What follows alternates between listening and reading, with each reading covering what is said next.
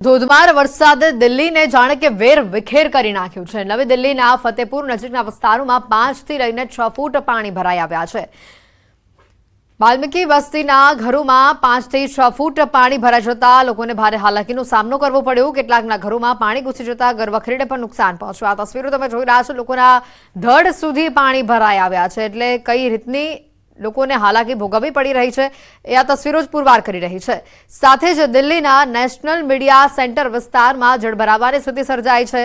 જ્યાં જુઓ ત્યાં જળબંબાકાર જોવા મળી રહ્યું છે। રોડ ઉપર નદી વહેતી હોય તેવા દ્રશ્યો પણ સર્જાઈ આવ્યા છે। તો સાથે જ દિલ્હીમાં જે વરસાદ વરસી રહ્યો છે તેના પગલે વાહન ચાલકોને પણ ભારે મુશ્કેલી વેઠવી પડી રહી હશે। इस वक्त हमारी मौजूदगी है नेशनल मीडिया सेंटर के सामने, रायसीना रोड है और यहाँ आप देखें जहाँ मैं खड़ी हूँ मेरे घुटने से थोड़ा नीचे बस पानी रह गया है और ये पानी जो है तीनों रोड से भरकर यहाँ पर इस तरीके का बना हुआ है। आप देख रहे हैं जो लोग फुटपाथ पर भी चल रहे हैं उनके पास उनके पैरों तक भी पानी पहुँचा हुआ है और मैं सड़क पर हूँ और यहाँ आप देखें कि जो गाड़ियाँ आ रही हैं उससे अंदाज़ा लगेगा कि कितना पानी यहाँ पर भरा हुआ है। आप देख रहे हैं कि मैं बिल्कुल सड़क पर चल रही हूँ और ऐसा लग रहा होगा कि मैं कहीं पानी की किसी जगह पर हूँ और यहाँ आप देखें कि मेरे घुटने से तकरीबन टच होता हुआ पानी है इस पूरी सड़क का। जहाँ लोग जो हैं जो फुटपाथ पर चल रहे हैं वो भी ऐसे चल रहे हैं जहाँ पर पूरा पानी भर गया है। और ये आपको सीधा नेशनल मीडिया सेंटर के सामने की तस्वीरें दिखा रही हूँ जहाँ NSUI का दफ्तर है, सामने जंतर मंतर रोड है, वहाँ पर घुटने तक ये पानी भर गया है। और ये स्थिति जो है केवल कुछ घंटों की बारिश के बाद देखने को मिल रही है। सुबह से दिल्ली में बारिश हो रही है और उसके बाद ये हालात आप देख रहे हैं कि जो गाड़ियाँ आ रही हैं वो किस तरीके से पानी का जो फ्लो है, क्योंकि टायर ऐसे टाइम पे गाड़ियाँ भी खराब हो जाती हैं। और ये तस्वीरें आपको दिखा रहे हैं रायसीना रोड की, जहाँ पर घुटनों तक पानी फिलहाल भरा हुआ नजर आ रहा है। ભારે વરસાદના કારણે દિલ્હીમાં જળભરાવાની જે સ્થિતિ ઊભી થઈ રહી છે ત્યારે સુપ્રીમ કોર્ટ નજીકના મેટ્રો સ્ટેશન પર પણ પાણી ભરાયા છે। પાણી ભરાતા વાહન ચાલકોને હાલાકીનો સામનો કરવો પડી રહ્યો છે। દિલ્હીમાં હાલ વરસાદે જે વેરવિખેર પરિસ્થિતિ કરી નાખી છે। જે વિસ્તારમાં જુઓ ત્યાં પાણી જ પાણી નજરે પડી રહ્યું છે। રસ્તા પર નદી વહેતી હોય તેવી આ તસવીરો દિલ્હીથી સામે આવી રહી છે। ત્યારે દિલ્હીમાં જે જળભરાવાની આ સ્થિતિના દ્રશ્યો સામે આવી રહ્યા છે। સુપ્રીમ કોર્ટ નજીકના મેટ્રો સ્ટેશન પરના દ્રશ્યો આપણે બતાવી રહ્યા છે કે જ્યાં પાણી ભરાવાની જે સ્થિતિ ઊભી થઈ છે વાહન ચાલકો મુશ્કેલી વેઠવી રહ્યા છે। રાહદારીઓને પણ ભારે હાલાકી ભોગવવી પડી રહી છે। ધોધમાર વરસાદથી દિલ્હીના હાલ બેહાલ થઈ ચૂક્યા છે। દિલ્હીમાં ભારે વરસાદ બાદ તારાજીના કેટલાક દ્રશ્યો સામે આવી રહ્યા છે। ઘણા વિસ્તારોમાં તો પાણીમાં ગરકાવ આખા વિસ્તાર થઈ ગયા હોય તે પ્રકારની પરિસ્થિતિ છે। જળભરાવાની સ્થિતિમાં વાહનો પાણીમાં ડૂબી ચૂક્યા છે। રસ્તાઓ આખા બેટમાં ફેરવાઈ ચૂક્યા છે। વહેલી સવારથી દિલ્હી, નોઈડા, ગાઝિયાબાદ સહિત સમગ્ર NCRમાં વરસાદ જે થઈ રહ્યો છે। શુક્રવાર સવારથી જ જ્યારે દિલ્હીના લોકો જાગ્યા તો તેમને રસ્તા ઉપર પૂર જેવી સ્થિતિ જોવા મળી। દિલ્હી NCRમાં ભારે વરસાદના કારણે રસ્તા ઉપર ઘૂંટણ સુધીના પાણી ભરાઈ ચૂક્યા છે। ટ્રેનો ડૂબી રહી છે। કેટલીક જગ્યા પર તો ટ્રાફિકની સમસ્યા પણ જોવા મળી રહી છે। આ તસવીરો આપને પહેલી જે બતાવી રહ્યા છે જેમાં આપ જે ઓરેન્જ ભાગ જોઈ રહ્યો છો તે કોઈ જમીન કે દિવાલ કે ફૂટપાથની પટ્ટી નથી, તે એક ટ્રક હતી જે પાણીમાં લગભગ પોણા ભાગની ડૂબી ગઈ હતી।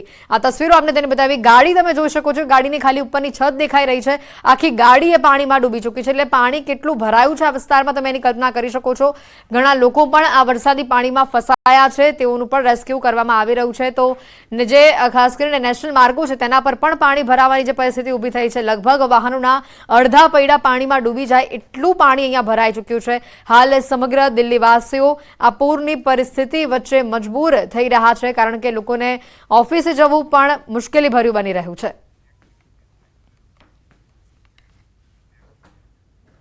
અન્ય સમાચારો પર જોઈએ તો પોલીસ સ્ટેશનમાં બીજેપી નેતાનો જન્મદિવસની ઉજવણી કરવામાં આવી। ડીસીપી કાનન દેસાઈની ઓફિસનો હાલ આ વિડીયો વાયરલ થઈ રહ્યો છે।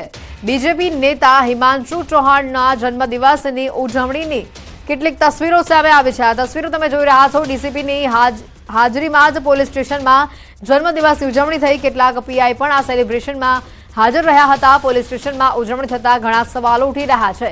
ખુદ ડીસીપીની હાજરીમાં જ આવો વિડીયો વાયરલ થતા અનેક સવાલો ઊભા થઈ રહ્યા છે। ન્યૂઝ 18 પણ આ મામલે સવાલ કરી રહ્યું છે। ડીસીપીની ઓફિસમાં બીજેપી નેતાની જન્મદિવસની ઉજવણી કઈ રીતે પોસિબલ છે અને પણ ડીસીપીની હાજરીમાં અહીંયા જન્મદિવસની ઉજવણી કરાઈ રહી છે। પોલીસ સ્ટેશનમાં કેમ આ પ્રકારની ઉજવણી કરવામાં આવી તે સૌથી મોટો સવાલ છે। ડીસીપીની હાજરીમાં જન્મદિવસની ઉજવણીની આ તસવીરો સામે આવી રહી છે જે વાયરલ થઈ રહી છે। ભાજપ નેતા એટલે પોલીસ સ્ટેશનમાં ઉજવણી તે પણ હાલ સૌથી મોટો સવાલ છે। ઘટનાના જે દ્રશ્યો સામે આવી રહ્યા છે, બીજેપી નેતાએ ડીસીપી ઓફિસની અંદર પોતાના જન્મદિવસની ઉજવણી કરી। ઉજવણીની આ તસવીરો પણ સામે આવી રહી છે। હાલ આ વિડીયો પણ વાયરલ થઈ રહ્યો છે। બીજેપી નેતા છે એટલે ડીસીપી ઓફિસમાં જન્મદિવસની ઉજવણી થઈ શકે? હા, તો આ સૌથી મોટો સવાલ છે। ત્યારે આ તસવીર જ્યારે વાયરલ થઈ છે, આ વિડીયો વાયરલ થયો છે, ત્યારે તેને લઈને ઘણા સવાલ ઊભા થઈ રહ્યા છે। ઋત્વેજ અમારી સાથે સંવાદદાતા ફોન લાઈન પર જોડાઈ ચૂક્યા છે। ઋત્વેજ, આ વિડીયો વાયરલ થતા ઘણા સવાલ ઊભા થઈ રહ્યા છે અને તેમાંથી સૌથી મોટો એ સવાલ એ છે કે બીજેપી નેતા એટલા માટે ડીસીપીની ઓફિસમાં જન્મદિવસની ઉજવણી। જી, વાત કરીએ તો જે પ્રકારે વિડીયો વાયરલ થયો છે ખૂબ જ ગંભીર બાબત કહી શકાય। એક ડીસીપી કક્ષાના જે અધિકારી છે તેમના ત્યાં આ પ્રકારે જે બર્થડે સેલિબ્રેશન કરવામાં આવી રહ્યું છે અને એ પણ બીજેપીના કાર્યકર્તા નો બર્થડે હોવાનું જાણવા મળી રહ્યું છે। જો કે મહત્વની બાબત એ છે કે ડીસીપીની સાથે સાથે કેટલાક જે પીઆઈ છે તે પણ નજરે જોવા મળી રહ્યા છે। એટલે એ સૌથી ગંભીર બાબત કહી શકાય કે એક તરફ જ્યારે અનેક જગ્યાએ આ પ્રકારના વિડીયો વાયરલ થતા હોય છે, કેટલીક વખત જે તલવાર છે અથવા તો અન્ય કોઈ તીક્ષ્ણ હથિયાર વડે જે કેક કટિંગ કરીને બર્થડે સેલિબ્રેશન કરવામાં આવતું હોય, જાહેરમાં સેલિબ્રેશન કરવામાં આવતું હોય તો પોલીસ દ્વારા કાર્યવાહી કરવામાં આવતી હોય છે। અને જો આ જ પ્રકારનું ઓફિસ છે તે પોલીસની ઓફિસ, આ જ પ્રકારની જે સેલિબ્રેશન છે તે પોલીસની ઓફિસમાં કરવામાં આવે તે કેટલા અંશે વ્યાજબી કહી શકાય તે એક સૌથી મોટો સવાલ છે। આભાર ઋત્વેજ માહિતી બદલ। આ ઘટનાની જે આ તસવીરો સામે આવી રહી છે, જે વિડીયો સામે આવી રહ્યું છે, ઘણા સવાલો આ વિડીયોને લઈને ઊભા થઈ રહ્યા છે। સૌથી મોટી વાત તો એ છે કે ડીસીપીની કચેરીની અંદર આ પ્રકારે જન્મદિવસની ઉજવણી થઈ અને બીજેપી નેતા છે એટલા માટે તેઓની કચેરીમાં જન્મદિવસની ઉજવણી થઈ। હાલ તે પણ સૌથી મોટો સવાલ ઊભો થઈ રહ્યો છે, પોલીસ સ્ટેશનમાં જન્મદિવસની આ ઉજવણી કેમ કરવામાં આવી?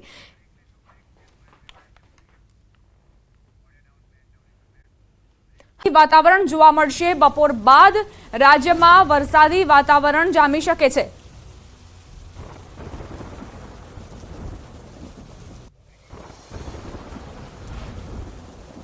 તો વરસાદને લઈને અંબાલાલ પટેલે આગાહી કરી છે કે રાજ્યભરના નાગરિકોને તૈયાર રહેવું પડશે। વરસાદને લઈ આગામી સમયમાં ધોધમાર વરસાદ ખાબકશે તેવી આગાહી।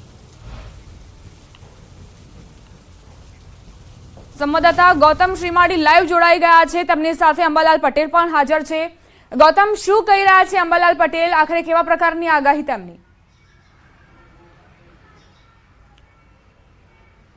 દીપા, વરસાદની સૌ કોઈ જે છે તે રાહ જોઈ રહ્યું છે। મહત્વની વાત એ છે કે મધ્ય ગુજરાતની અંદર જોઈએ એટલો વરસાદ નથી થયો, સાથે સાથે ઉત્તર ગુજરાતમાં પણ એ જ પ્રકારની સ્થિતિ છે। જો કે સૌરાષ્ટ્રની અંદર થોડો એવો સારો વરસાદ જે છે તે નોંધાઈ રહ્યો છે। આવનારા દિવસોમાં ક્યારે વરસાદ થશે અને આવનારા દિવસોની અંદર કઈ સિસ્ટમ સક્રિય થઈ રહી છે, અંબાલાલ પટેલ સાથે જ વાત કરીએ અને તેમની સાથે જ તેમને જ પૂછીએ કે કઈ સિસ્ટમ હવે પછી સક્રિય થઈ રહી છે। કાકા, કઈ સિસ્ટમ સક્રિય થઈ રહી છે અને કઈ સિસ્ટમ હવે પછી વરસાદ લાવશે? કેટલા સમય અંતર્ગત આ વરસાદ જે છે તે નોંધાશે? અરબી સમુદ્રમાં સર્ક્યુલેશન છે, અરબી સમુદ્રનો સિસ્ટમ સક્રિય થઈ રહી છે। આ ઉપરાંત લો પ્રેશરો પણ છે, બંગાળ ઉપસાગરમાં પણ લો પ્રેશરો છે અને ઓરિસ્સામાં એક સિસ્ટમ સક્રિય થઈ રહી છે। આ બે સિસ્ટમ સક્રિય થતાં અરબ સાગરનો ભેજ અને બંગાળ ઉપસાગરનો ભેજ, આ બે ભેજ મર્જ થતાં દેશ સહિત રાજ્યના ભાગોમાં ભારે વરસાદ થવાની શક્યતા રહેશે। તારીખ 30મી જૂનથી 1 જુલાઈ વચ્ચે લગભગ વડોદરાના ભાગોમાં ભારે વરસાદ થવાની શક્યતા રહેશે। આ ઉપરાંત મધ્ય ગુજરાતના અન્ય ભાગોમાં પણ ભારે વરસાદ થવાની શક્યતા રહેશે। અમદાવાદના ભાગોમાં મધ્યમથી ભારે વરસાદ થવાની શક્યતા રહેશે અને ઉત્તર ગુજરાતના ભાગોમાં પણ કેટલાક ભાગોમાં ભારે વરસાદ થવાની શક્યતા રહેશે। ગાંધીનગરના ભાગોમાં પણ ભારે વરસાદ થવાની શક્યતા રહેશે। જામનગરના ભાગોમાં પણ 2 જુલાઈ સુધીમાં ભારે વરસાદ થવાની શક્યતા રહેશે। કચ્છના ભાગોમાં પણ વરસાદ થશે। સૌરાષ્ટ્રના ભિન્ન ભાગોમાં વરસાદ થવાની શક્યતા રહેશે। પણ ઉલ્લેખનીય છે કે 5મી જુલાઈથી રાજ્યમાં ફરી વરસાદનું જોર વધશે અને હમણાં સાબરકાંઠાના કેટલાક ભાગમાં ઓછો વરસાદ છે તો સાબરકાંઠાના ભાગોમાં પણ વરસાદ થવાની શક્યતા રહેશે। પંચમહાલના ભાગોમાં પણ વરસાદ થવાની શક્યતા રહેશે। ઉત્તર ગુજરાતના કેટલાક ભાગોમાં ત્યાં પણ વરસાદ થવાની શક્યતા રહેશે। સૌરાષ્ટ્રના ભાગોમાં પણ વરસાદ થવાની શક્યતા છે. પરંતુ 5 થી 12 જુલાઈમાં દેશના ઘણા ભાગોમાં ભારેથી અતિભારે વરસાદ થવાની શક્યતા રહે છે. કેટલાક ભાગમાં પૂર આવે તેવી સ્થિતિ છે. આવા ડાંગ વલસાડમાં ભારે વરસાદ થવાની શક્યતા રહે છે. ક્યારેક પૂર જેવી વિકટ સ્થિતિ પણ આવી શકે અને દક્ષિણ ગુજરાતના ભાગોમાં પણ ભારે વરસાદ થવાની શક્યતા રહે છે. દક્ષિણ સૌરાષ્ટ્રના ભાગોમાં પણ ભારે વરસાદ થવાની શક્યતા રહે છે. પશ્ચિમ સૌરાષ્ટ્રના ભાગોમાં પણ ભારે વરસાદ થશે. સૌરાષ્ટ્રના અન્ય ભાગોમાં પણ વરસાદ થવાની શક્યતા રહે છે. ઉત્તર સૌરાષ્ટ્રના ભાગોમાં પણ સારો વરસાદ થવાની શક્યતા રહે છે અને કચ્છના ભાગોમાં પણ લગભગ સારો કે ક્યાંક ભારે વરસાદ થવાની શક્યતા રહે છે. એટલે જૂનની આખર તારીખમાં અને જુલાઈના બીજા સપ્તાહ સુધીમાં રાજ્યના ઘણા ભાગોમાં શિકાર વરસાદ થવાની શક્યતા રહેશે. એટલે ખેડૂત ભાઈઓએ ચિંતા કરવાની જરૂર નથી. જોકે ચોમાસું મોડું હજુ નથી પડ્યું. ઘણા ભાગમાં વરસાદ થયો છે પણ કેટલાક ભાગમાં ચોમાસું મોડું ગણી શકાય. એટલે કેટલાક ભાગોમાં આ ચોમાસાનો વરસાદ હવે આવશે અને સૌરાષ્ટ્રના કેટલાક ભાગોમાં પણ વરસાદ હજુ નથી. તજ ભાગોમાં પણ વરસાદી ઝાપટા કે વરસાદ આવવાની શક્યતા રહે છે. એટલે હવે ધીરે ધીરે વાવણી લાયક વરસાદ રાજ્યના ઘણા ભાગોમાં થવાની શક્યતા રહે છે. અલબત્ત કેટલાક ભાગોમાં પાણીની સમસ્યા પણ હલ થશે અને બંધો જળાશયોમાં પણ પાણીની આવક આવવાની શક્યતા રહે છે. જી, એક વાત એ પણ છે કે ભારે વરસાદ થશે, નદી નાળા છલકાશે, આ પ્રકારની વાત કરીએ છીએ. આ સિસ્ટમ ક્યારે સક્રિય થશે અને આ સિસ્ટમ પ્રમાણે કયા કયા વિસ્તારની અંદર આ પ્રકારની પરિસ્થિતિ જોવા મળશે? સિસ્ટમ તો અત્યારે સક્રિય થઈ ગઈ છે. લો પ્રેશર તો અરબ સાગરમાં બનતા રહે છે. બંગાળ ઉપસાગરમાં પણ લો પ્રેશર બને છે. મધ્ય ભાગમાં પણ લો પ્રેશર બનશે. ગંગા જમનાના મેદાનો જે છે ત્યાં પણ સ્થિતિ પોષક છે. ઉત્તર ભારતમાં જ્યાં ગરમી હતી અને વાદળો વિખરાઈ જતા હતા ત્યાં ઉત્તર ભારતમાં પણ કેટલાક ભાગમાં વરસાદના કારણે ગરમી ઓછી થઈ છે. મધ્ય એશિયામાંથી આવતા ગરમ જે પવનો છે એની સ્થિતિ પણ હવે નબળી પડી ગઈ છે. લગભગ દક્ષિણ પશ્ચિમ જે સાગર છે તેમાં કંઈક અંશે સાનુકૂળતા જણાશે. એટલે હવે જુલાઈમાં સારો વરસાદ થવાની શક્યતા છે. શિકાર વરસાદ થશે. 5મી જુલાઈ સુધીમાં તો રાજ્યના ઘણા ભાગોમાં સારો વરસાદ થવાની શક્યતા છે. અલબત્ત કેટલાક ભાગોમાં ભારે વરસાદ થવાની શક્યતા રહેશે. પરંતુ 5 થી 12માં દેશ સહિત રાજ્યના ઘણા ભાગોમાં ફ્લડિંગ કન્ડિશન, પૂર આવે તો વરસાદ થવાની શક્યતા રહેશે. જેમાં આહવા ડાંગ વલસાડના ભાગોમાં ભારેથી અતિભારે વરસાદ થવાની શક્યતા રહેશે. દક્ષિણ ગુજરાતના અન્ય ભાગોમાં પણ ભારે વરસાદ થવાની શક્યતા રહેશે. દક્ષિણ મહારાષ્ટ્રના ભાગોમાંથી લઈને છેક ભરૂચ સુધીના ભાગોમાં ભારે વરસાદ થવાની શક્યતા રહેશે. દક્ષિણ સૌરાષ્ટ્રના ભાગોમાં પણ ભારે વરસાદ થવાની શક્યતા રહેશે. પશ્ચિમ સૌરાષ્ટ્રના કેટલાક ભાગોમાં ભારે વરસાદ થવાની શક્યતા રહેશે. સૌરાષ્ટ્રના અન્ય ભાગોમાં પણ વરસાદ થવાની શક્યતા રહેશે. કચ્છના ભાગોમાં પણ વરસાદ થવાની શક્યતા રહેશે. સાબરકાંઠાના ભાગોમાં જ્યાં વરસાદની સ્થિતિ નબળી છે ત્યાં પણ વરસાદ થવાની શક્યતા રહેશે. પંચમહાલના ભાગોમાં પણ વરસાદ થવાની શક્યતા રહેશે. એટલે જુલાઈના બીજા સપ્તાહ સુધીમાં રાજ્યના ઘણા ભાગોમાં શિકાર વરસાદ થવાની શક્યતા રહેશે. જી, ચોક્કસથી તો પાછોતરો વરસાદ કેવો હશે? ઘણા લોકો એવું પૂછી રહ્યા છે કે પાછોતરો વરસાદ જે છે તેની શક્યતા કેવી છે? તમે વાત કરી કે જુલાઈમાં સારો વરસાદ થશે, પણ પાછોતરા વિસ્તારની અંદર શું સ્થિતિ જશે? હવે જુલાઈમાં ધીરે ધીરે લા નીરોની અસર છે. સપ્ટેમ્બરમાં પણ લા નીરોની અસર છે. એટલે પાછોતર વરસાદ જે છે એ સારો થવાની શક્યતા રહેશે. જુલાઈ અને ઓગસ્ટ માસમાં સારો વરસાદ થવાની શક્યતા રહેશે. જુલાઈ અને ઓગસ્ટ માસમાં નર્મદા નદી બે કાંઠે થવાની શક્યતા રહેશે. સાબરમતી નદીમાં પણ પાણીનો આવરો આવવાની શક્યતા રહેશે. તાપી નદીનું જળસ્તર પણ વધવાની શક્યતા છે. કેટલીક નદીઓમાં પૂર આવવાની શક્યતા રહેશે. પરંતુ સપ્ટેમ્બરમાં નિઘલ અવસ્થામાં આવેલા પાકમાં વરસાદ થતાં તે પાક બગડવાની શક્યતા રહેશે. કેટલાક પાક દાણા હશે તો ઉડી જવાની શક્યતા રહેશે. અને આ વરસાદની સાથે સાથે 13મી સપ્ટેમ્બર તો વરસાદ થશે પણ હવામાન વિષમ થશે અને ગરમી એકાએક વધી જશે. 13મી સપ્ટેમ્બરથી 26 ઓક્ટોબર વચ્ચે ગરમી વધશે. એટલે વિષમ હવામાન, ગરમી અને વિષમ હવામાનની વિપરીત અસરના કારણે ખેતરમાં પડેલા પાથરામાં ઝેરી જીવજંતુની શક્યતા રહેશે. અને પાછોતર વરસાદ 10મી ઓક્ટોબરે ચિત્રા નક્ષત્રમાં પણ વરસાદની ગણતરી મુકાય છે. અને નવરાત્રિના ભાગોમાં પણ શરૂઆતમાં વાદળવાયુ અને નવરાત્રિના મધ્ય નવરાત્રિ પછી પણ કેટલાક ભાગમાં વરસાદ થવાની શક્યતા રહેશે. 17મી ઓક્ટોબરે દરિયાના ભાગોમાં ભારે હલચલ જોવા મળશે. ભારે પવન ફૂંકાશે, એટલે 5મી ઓક્ટોબરથી 17મી ઓક્ટોબર વચ્ચે અરબ સાગરમાં અને બંગાળ ઉપસાગરમાં પવન ફૂંકાવાની શક્યતા રહેશે. આ ઉપરાંત પાછોતર અન્ય બાબતમાં જોઈએ તો ત્યાર પછી જે વરસાદ જે છે એ પૂરો થઈ જતો હોય છે, પરંતુ સ્વાતિ નક્ષત્રમાં સમુદ્રમાં વરસાદ થાય તેવું ગણાય છે અને એ વખતે વાદળવાયુ આવવાની શક્યતા રહેશે. જ્યારે 16મી નવેમ્બરથી બંગાળ ઉપસાગરમાં હલચલ જોવા મળશે. 18મી નવેમ્બરથી ડિસેમ્બરની શરૂઆત સુધીમાં બંગાળ ઉપસાગરમાં ભારે વાવાઝોડા થવાની શક્યતા રહેશે, જેના કારણે ગુજરાતમાં પણ માવઠા થવાની શક્યતા ગણી શકાય. જી ચોક્કસથી એ પણ વાત છે કે રોહિણી અત્યારે હાલ ચાલી રહી છે, રોહિણી રૂઠી હોય એવું લાગી રહ્યું છે, કારણ કે જે પ્રકારે વરસાદ જે થવો જોઈએ તે નથી થતો, બ્રેક વાગી જાય છે, એને લઈને શું કહેવું છે? રોહિણી નક્ષત્ર જતું રહ્યું છે. રોહિણી નક્ષત્રમાં તપી છે, કેટલાક ભાગમાં વરસાદ થયો છે. અત્યારે રોહિણી નથી, સૂર્યનું મુખી નક્ષત્ર પણ નથી. અત્યારે આદ્રા નક્ષત્ર ચાલી રહ્યું છે અને આદ્રામાં વરસાદ આવે તો સારું. આદ્રા અને મેપાદ્રા એટલે આદ્રામાં સારો વરસાદ થવાની શક્યતા રહેશે. આદ્રા લગભગ 5-6 જુલાઈએ પૂરા થશે, ત્યાં સુધીમાં શિકાર વરસાદ ઘણા ભાગમાં થવાની શક્યતા રહેશે. 30મી જૂનથી 1 જુલાઈમાં મધ્ય ગુજરાતમાં ભાગોમાં જ્યાં વરસાદથી વંચિત છે તે ભાગોમાં વરસાદ થવાની શક્યતા રહેશે.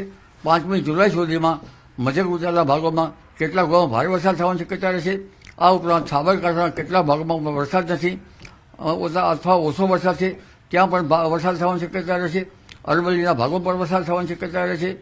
ઉત્તર ગુજરાતના મહેસાણા વગેરે ભાગોમાં વરસાદ થવાની શક્યતા રહેશે. કેટલાક ભાગોમાં ભારે વરસાદ શક્યતા રહેશે. પંચમહાલના ભાગોમાં પણ વરસાદ થવાની શક્યતા રહેશે. કેટલાક ભાગોમાં ભારે વરસાદ થવાની શક્યતા રહેશે. પરંતુ 5 થી 12 જુલાઈમાં દક્ષિણ ગુજરાતના ભાગોમાં ભારેથી અતિભારે વરસાદ થવાની શક્યતા રહેશે. આહવા, ડાંગ, વલસાડમાં ભારે વરસાદ થશે અને કેટલાક ભાગોમાં પૂરની વિકટ સ્થિતિની શક્યતા રહેશે. દક્ષિણ સૌરાષ્ટ્રના ભાગોમાં પણ વરસાદ થવાની શક્યતા રહેશે. સૌરાષ્ટ્રના અન્ય ભાગોમાં પણ વરસાદ થવાની શક્યતા રહેશે. કચ્છના ભાગોમાં પણ વરસાદ થવાની શક્યતા રહેશે. એટલે રોહિણી નક્ષત્ર અત્યારે નથી, મૃક્ષી નક્ષત્ર નથી, પણ આદ્રા અને પુનર્વસુ નક્ષત્ર છે. આ બે નક્ષત્રમાં ધોરી નક્ષત્રો છે, એટલે ભારે વરસાદ થવાની શક્યતા રહેશે. જી સિસ્ટમ બને છે, પરંતુ સિસ્ટમ નબળી પડતી હોય એવું લાગી રહ્યું છે, એને લઈને શું માનવું છે તમારું? સિસ્ટમ આ વખતે સિસ્ટમ આપણને થાપ આપી રહી છે, કારણ કે અરબી સમુદ્રનું સિસ્ટમ સક્રિય વધારે જણાય છે. જ્યારે બંગાળ ઉપસાગરની સિસ્ટમ છે એનો કેટલો ભાગ પૂર્વ ભારત તરફ જતો રહેશે. નાગાલેન્ડ ઉપરાંત મણિપુર અને આસામ તરફ જતો રહેશે. કેટલોક બાંગ્લાદેશ તરફ જતો રહેશે. એટલે એમાંથી એક શાખા તો વધારે શક્ય રહે અને ઉત્તર ભારતમાં વરસાદ થાય, ઉત્તર ભારતમાં શાખા આવે અને એ શાખા મધ્યપ્રદેશ થઈને જો એ શાખા મજબૂત હોય તો વરસાદ થાય. પણ આ વખતે બંગાળ ઉપસાગરની શાખા પોષક નથી. અરબ સાગરની શાખા પોષક હતી, પણ ભારે પવન અને ઉત્તર ભારતમાં ભારે ગરમી પડી રહી હતી, એટલે સિસ્ટમ વિખેરાઈ જતી હતી. કારણ કે મધ્ય એશિયાના ગરમ પવનો અને ઉત્તર ભારતના ગરમ પવનો વાદળો વિખેરી જતા હતા. પણ હવે અપર એર સર્ક્યુલેશન અથવા તો અને અપર વિન્ડની સ્થિતિ સારી થશે. 5000 ફૂટ સુધીમાં લગભગ વાદળવાયુ બનવાની શક્યતા રહેશે. 1001 થી 1002 કે 1000 મિલીબાર